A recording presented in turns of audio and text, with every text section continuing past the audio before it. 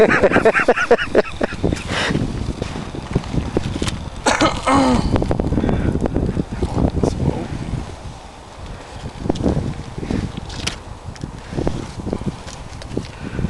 supposed to do it like he does, and you got to run around on the lake here.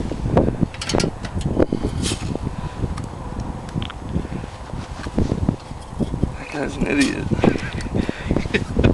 Then you got to jump in the water, then hurry up and run to your fire to keep warm. Maybe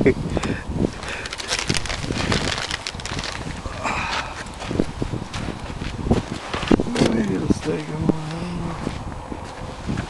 You had to go hunting for all that dry wood there?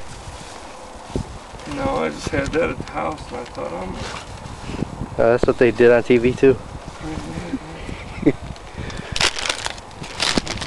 Did you rub two sticks together to get that going?